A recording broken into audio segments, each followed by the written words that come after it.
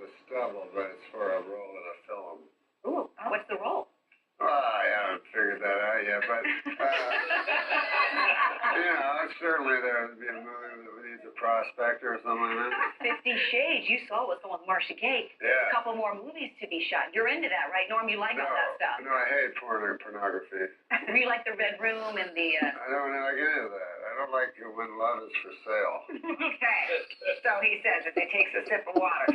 Let's talk about that celebrity sketch, or that Celebrity Jeopardy sketch. Celebrity Jeopardy. Celebrity Jeopardy. Yes. That, you wrote that. Yes, and you I did. came up with the Burt Reynolds thing.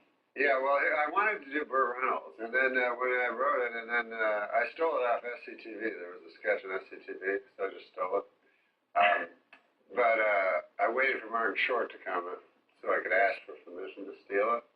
And then... And he was okay with that? He said that Eugene Levy wrote it, and he said, we'll get on a conference call with Eugene Levy.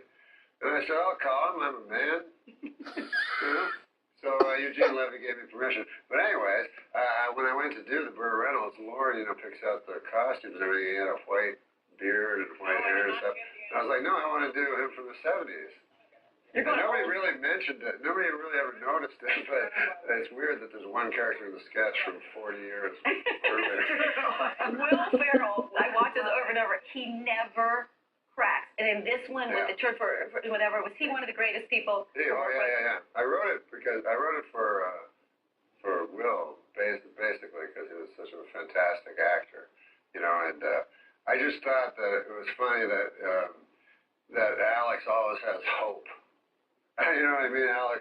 It goes bad, horribly bad, and then he still has hope the next time. Then it goes bad again. Question after question, show after show, season after season. I like the way you talk, Norm. You like the way I talk? Yeah, it's like a neat cadence, but you got to be careful what we say to you because it can be shut down quickly, but we're following you over here. You know what I mean? Well, you like how I talk because I talk like a man. Oh, And you don't hear that. It's true. You don't hear that much anymore.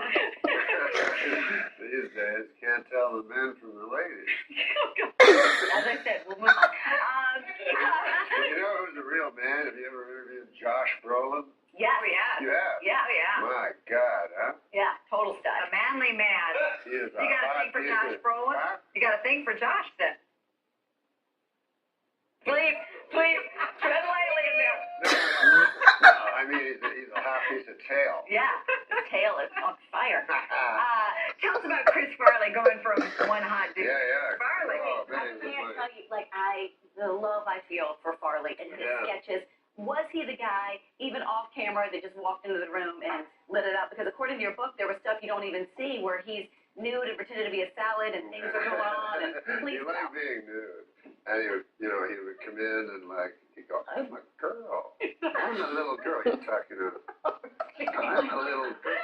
But anyways, yeah, he was the funniest guy. And he would always make everybody laugh. He'd just go out on the street and make them laugh. And you know what he could do? He could fall.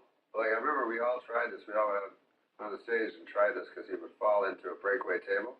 And he could fall straight without putting his hands out. Oh, my gosh. And if you try to do it, you always put your hands out. It's survival, your survival instinct. And he didn't have that survival instinct. Oh, well, he learned early on that the fall was funny for him. Yeah. And it was his signature move. Yeah. Did you see him later in life when it seemed like things were getting bad and he was sort of in trouble? Yeah, I did. The last thing he did was work on a film that I was a motion picture that I was in. So that's the last thing he ever did.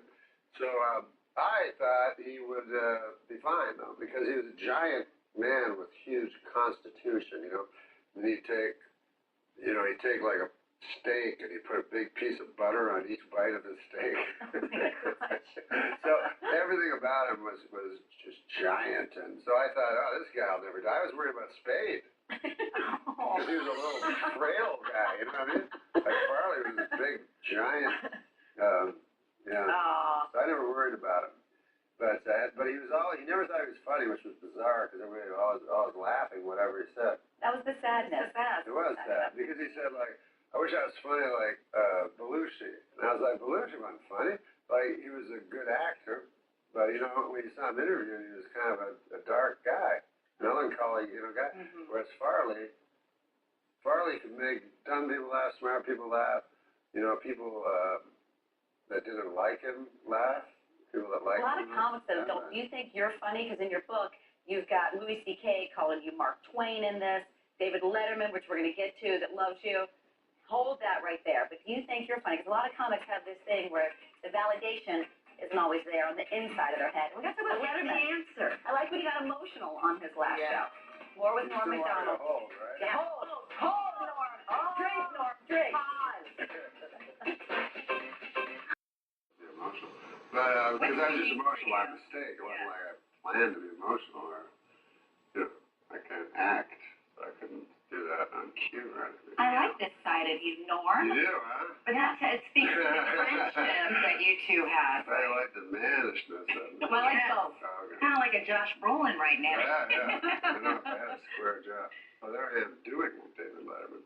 I did an impression of David Letterman, and I felt like odd doing it, because I love him so much. What does he mean to you? What did he do for you? Oh, well, I planned to go on Johnny Carson. That was my plan. I was living in Canada, and I'd done stand-up 2 years, and I was pretty well at my peak of stand-up. So I said, I'm going to go on Johnny Carson. He had 8 months to go, and I'm going to be the last comedian that he anoints and calls over to the couch. Anyway, the guy that picked the comics, he didn't want me to do it. So I ended up on Dave, but that was better because Johnny, I just took on faith that he was funny. I didn't know. To me, he was just a corny old man. But Dave was my generation, He was my guy. But what clicked between the two of you? What was it? Oh, I don't know. He liked me for some reason. And, so I worshiped him. And then I was like, I don't know why he liked me. I get to say, what do you think of him now, like as Santa Claus Letterman? Oh, there he is. No, I think that's really cool. But yeah, like I was saying, I'm sorry that they show those pictures because he did it to be anonymous, and now they show pictures, so everyone that sees a guy with a big white beard will know it's Letterman. At Christmas, it's like Letterman. Santa. Do you talk to him? Do you ever call him on the phone or talk about nothing? No. He doesn't seem like the type that would keep in touch. I don't know. I'm just judging, but he's just sort of in his lane up there in Connecticut. Yeah, he lives. He has his ranch, and he's in New York City a lot. And I talked. There's a story maybe there. I spoke to him, but We caught you. Gotcha. That was good. But no, he's having a good time. He really likes being retired. He said it surprised him a lot. He thought he would not know what with the election, he's sitting at home. There's so much material. It writes itself. He has to miss it. No, he wishes that he would have been able to do Trump. Talking about the election and Trump, you were just on Fallon the other night. Yeah. Trump was there. Did you guys talk a little bit? Well, what happened was, first of all, I watched it. I thought it was fine. Then the next day they were like, Jimmy wasn't. It's Jimmy Fallon. Yeah. He's not going to ruin his chance to get to host Face the Nation. So no, I was second guest, and he was first guest. First time I was ever second guest. Really? And I didn't even really surprised. Continue. But it was Donald Trump. So there's only a couple minutes between. So Donald Trump came out, and he was with the Secret Service guys. And I said, "Can I get a picture, Mr. Trump?" And so he's like, "Oh, yeah, I know you. I love you. Yeah, we'll get a picture." I knew him from before. He goes, "We'll get a picture. Just give me a minute." And then he turns around, he walks down the hall, and gets in an elevator. You're still waiting. Yeah, I was like, You're like best trick ever. I know, it was like a Buster Keaton movie. That's a good one. Fallon was on you at SNL. Was he the young guy when you were on there? And did you? No, he wasn't on with me. We didn't cross paths. There was no. Okay, I guess he was so young. Yeah, he was a very, very young kid. Who did you pay? He used to send in jokes all the time when I was on Update. And I think he got one on or something. So he was the young, aspiring, always trying to get in there. trying to get in. And then, but then he got in and blew the roof off his roof. Anybody you paid it forward to is what I was going to ask, because you had so many people. You talked about Adam Sandler and everybody that sort of helped you. Who did you pay it No, forward I didn't pay it forward. No, I tried to help people, but then it turned out they sucked. Like, I can't pick good guys. And if a guy's good, he'll make it anyways. But, you know, I have had a few guys that go, you got to hire this guy. And then the guy phones me and goes, oh, that guy sucked. Like, he was the worst. I'm like, I didn't know. It seemed funny to me. Norm's memoir, based on a true story, how loosely based on a true story or 100% based on a true story? It's 100% true. Okay. The facts is not all the facts out there, but the truth is there. It's out now. Norm, this has been interesting. Nice to meet you. Thank you, Sharon. I love that. Thank you. All right, there's been a lot of drama on the CBS hit Criminal Minds. Thomas Gibson was fired after kicking a writer. You can't do that, Norm. Were you an update from Kicking it right. Yeah. New cast member Adam Rodriguez is coming out next.